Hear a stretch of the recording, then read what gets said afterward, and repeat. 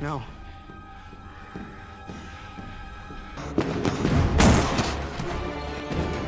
Go! Go, Miguel! Your blood! It's on her! No. It's my shirt. It's covered in her blood. Full moon rises. Hai guys, gimana nih kabar kalian? Semoga baik-baik aja ya dan cukup fit untuk menonton episode terakhir Fear Street yang menceritakan asal mula Sarah Fier menjadi seorang penyihir hingga ia menjemput ajalnya di tahun 1666. Daripada penasaran, langsung saja ke alur filmnya.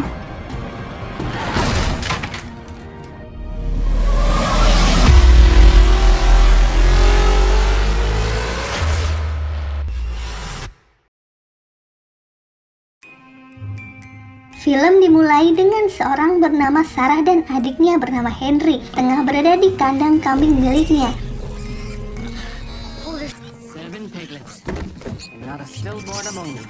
Dan kemudian setelah kambing itu beranak, Sarah memberikan salah satu anak kambing kepada seorang pria yang dijodohkan oleh ayahnya bernama Solomon. Sesampainya di sana, mereka berdua terlihat membicarakan rencana pernikahan. Tapi agaknya Sarah hanya menganggap Solomon sebagai seorang kakak. Pada malam itu diperkirakan akan terjadi bulan purnama, di mana semua remaja berkumpul berpesta untuk menikmati hasil panen. Are we sure about this? Ketika itu, Sarah pergi bersama Hannah dan Lizzie ke sebuah rumah di tengah hutan milik seorang dukun wanita bernama Mary yang kerap menyembuhkan warga yang sakit.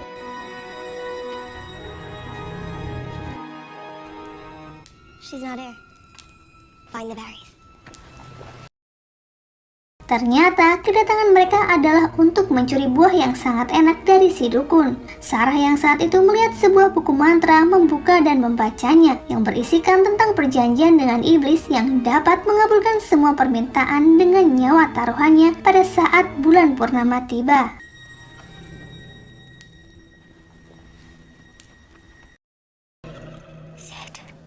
Don't. Karena ketahuan, Sarah dan teman-temannya kabur menuju ke pesta desa yang dimaksud. Get out. Get out. Full moon rises.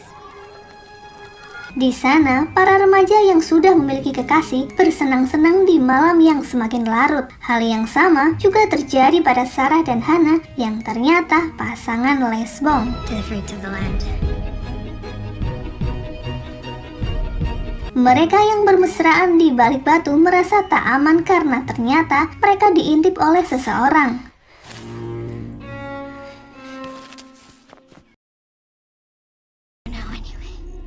Hubungan itu terjadi lantaran Hannah lah yang sedari dulu merayu Sarah hingga mereka melakukan sebuah dosa. Ternyata yang mengintip mereka adalah si pemabuk Thomas.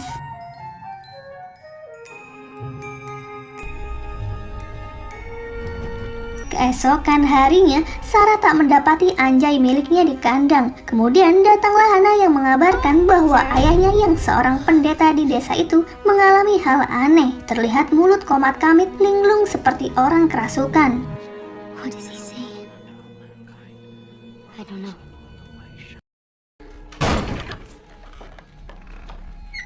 Ibu Hannah yang datang lalu mengusir Sarah karena dia tak menyukainya. Mungkin saja ibunya sudah mencurigai gelagat cinta terlarang keduanya.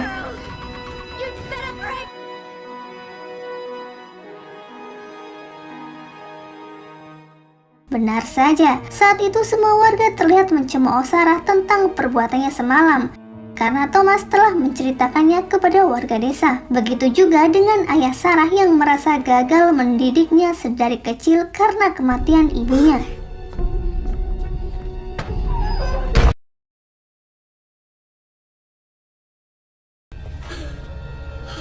Ketika menyiapkan makanan, kala itu Sarah terlihat kaget mengetahui makanan yang sebelumnya enak berubah menjadi busuk dan dipenuhi belatung. What is it? What's wrong?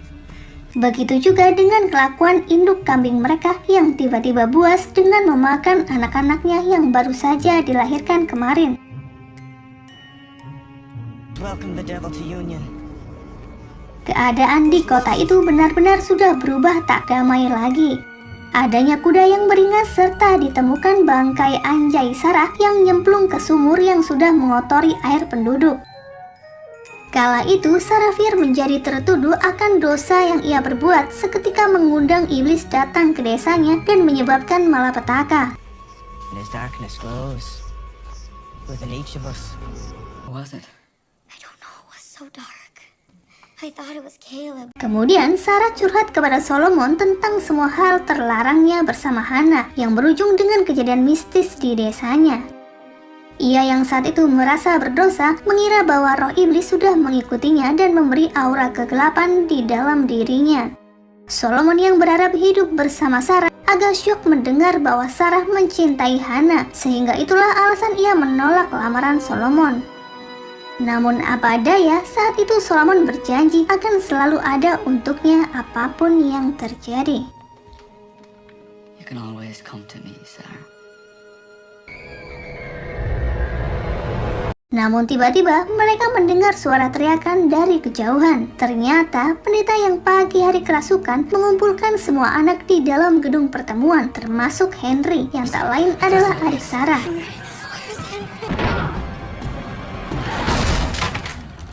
Solomon kemudian berhasil mendobrak pintunya. Betapa terkejutnya mereka ketika melihat pemandangan mengerikan, bahwa ternyata pendeta yang telah kehilangan akal sehatnya itu telah mencongkel mata mereka hingga tak bernyawa.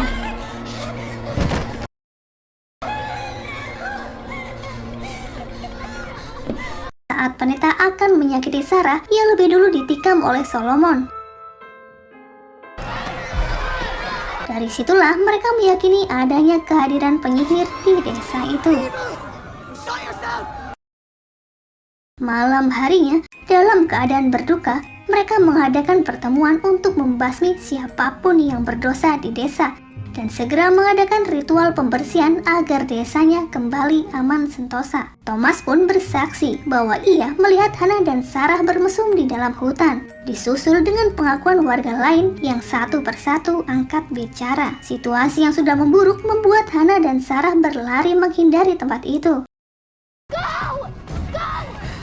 Mereka yang berhasil menangkap Hana kehilangan jejak Sarah berencana menggeledah setiap jengkal rumah di desa itu. Teman-teman Hana pun tak percaya dengan nasib yang menimpa keduanya.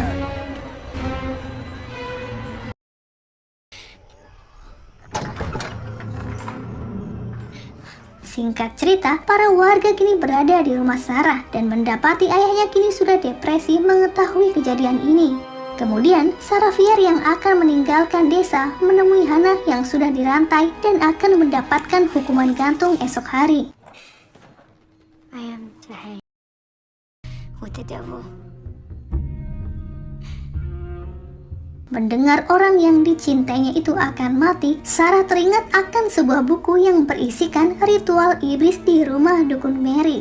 Ia yang akan mengorbankan apapun demi Hana lalu pergi ke rumah dukun untuk mencari buku mantra dan berniat melakukan ritual agar mereka dibebaskan dari semua hukuman. Diduga ternyata si dukun itu sudah tewas. Buku yang dicari Sarah pun sudah raib dari tempat sebelumnya. Mengetahui hal itu, ia lalu pergi ke rumah Solomon untuk memberitahunya bahwa ada seseorang yang lebih dulu membuat perjanjian dengan iblis. Itu berarti malapetaka di desanya bukanlah sepenuhnya kesalahan Sarah dan Hana. Bisa jadi itu karena adanya seseorang yang memang dengan sengaja mengundang iblis karena membuat suatu perjanjian dengan menumbalkan warga desanya. Solomon yang saat itu mempercayai ucapan Hana didatangi oleh warga desa yang akan menggeledahnya. Sementara itu, Sarah bersembunyi di sebuah ruang bawah tanah.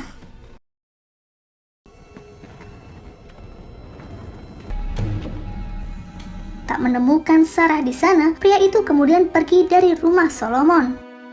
Di sisi lain, Sarah yang sedang mencari tempat persembunyian menemukan adanya tempat pemujaan yang mirip dengan isi mantra dukun Mary. Dari sinilah Sarah tak menyangka ternyata orang yang membuat perjanjian dengan iblis ternyata Solomon sebagai awal terbentuknya sihir.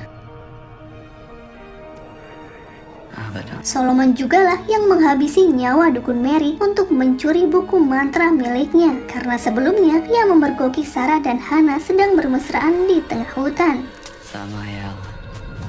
Ia yang memang mencintai Sarah merasa terpukul bahwa Sarah berbeda dari wanita umumnya. Solomon yang frustasi membuat perjanjian agar kesejahteraan dan kekayaan berpindah padanya dengan menumbalkan nyawa pendeta yang kita tahu pada hari itu sudah kerusupan roh jahat sebagai tanda bahwa iblis telah bekerja yang akan rutin menumbalkan orang setiap tahunnya. Sarah kali itu menusuk Solomon untuk melarikan diri. Dengan tertatih-tatih, ia menemukan sebuah benda berdetak yang ternyata itu merupakan simbol adanya roh jahat yang dipelihara Solomon.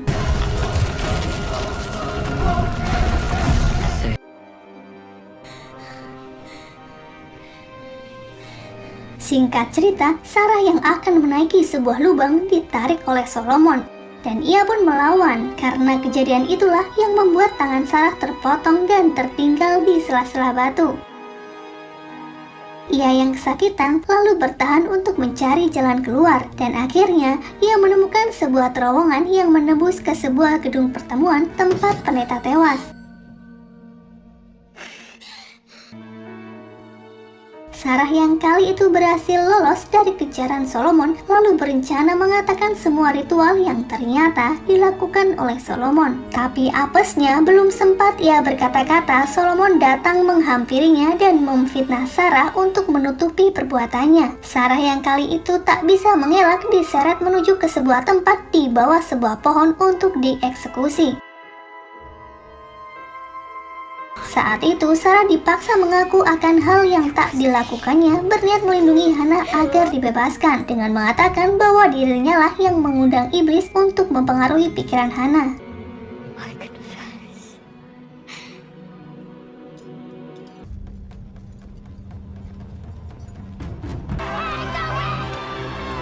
Di akhir hidupnya, Sarah mengatakan bahwa kebenaran nantinya akan terungkap. Kebenaran akan mengutuk Solomon dan membayangi hidupnya selamanya.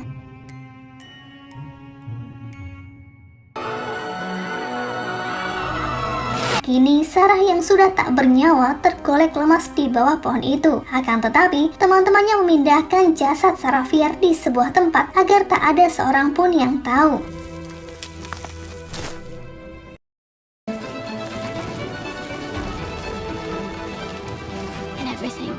Dari situlah ditampilkan wajah Sarah sesungguhnya, karena ternyata peristiwa ini adalah penglihatan Dana yang sedang menyatukan tangan Sarah Fier bersama jasad dan rantainya di tempat Sam menemukannya di tahun 1994. Beberapa saat kemudian terdengar suara mobil polisi yang menuju ke arah Dana.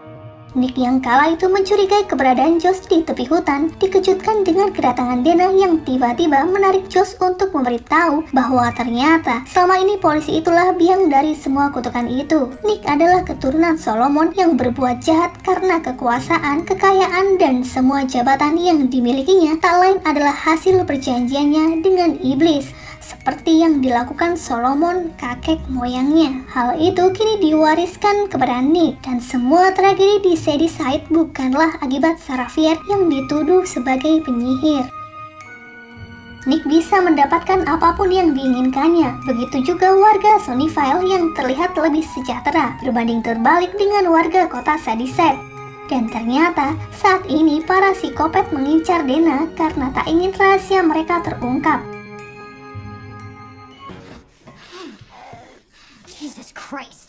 Singkat cerita, Dana dan Josh yang sudah berada di rumah Christine menceritakan tentang siapa sosok polisi Nick sebenarnya. Sosok pemuda manis yang dikenalnya sejak dulu ternyata adalah keturunan Solomon licik yang telah memfitnah Sarah Fier, benar-benar di luar dugaannya. Mereka pun merencanakan sesuatu untuk menghabisi Nick dan mengakhiri ritual pesugihannya. Mereka lalu mendatangi seseorang untuk membantu semua rencananya yang berlokasi di Mall Shadyside.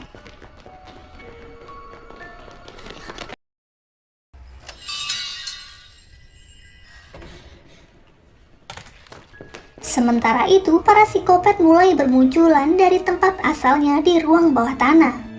Mereka yang kini mengincar Dana akan dijebak di dalam lapak-lapak ini. Berapa lama kemudian, Dana memulai rencana itu dengan memancing psikopat untuk datang dengan meneteskan darah Dana di suatu tempat.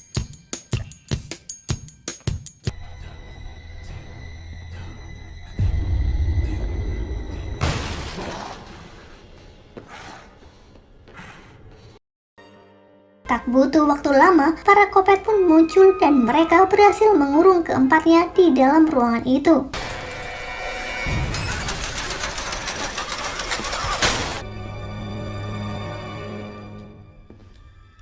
Polisi Nick yang tiba-tiba datang berhasil masuk ke dalam perangkap Christine.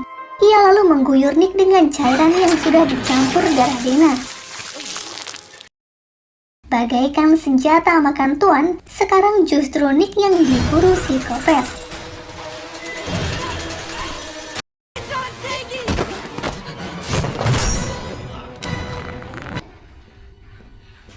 No. Nick lalu berlari menuju ke ruang bawah tanah. Karena pohon itu juga berada di mall, dapat disimpulkan benda berdetak dan tempat pemujaan itu berada di sekitaran mall Shadyside juga. It's my shirt. It's covered in her blood.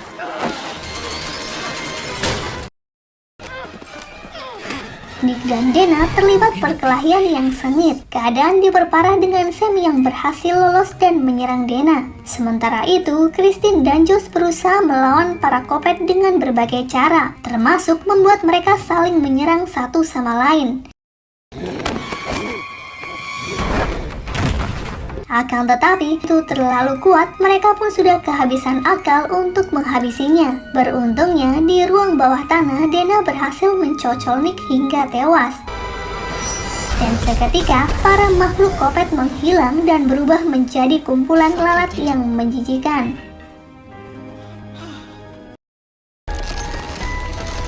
Begitu juga dengan tempat pemujaan yang menghilang, disusul benda berdetak yang musnah, menandakan bahwa kutukan warga Shadyside sudah benar-benar hilang selama-lamanya. Setelah pergulatan nyawa itu, Dana dan Sam berhasil menyelamatkan kota Shadyside. Mereka berdua menyelusuri sebuah ruangan.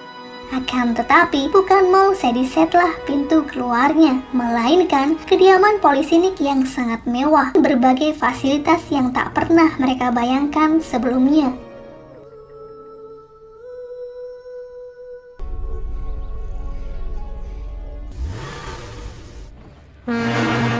Dan film pun berakhir.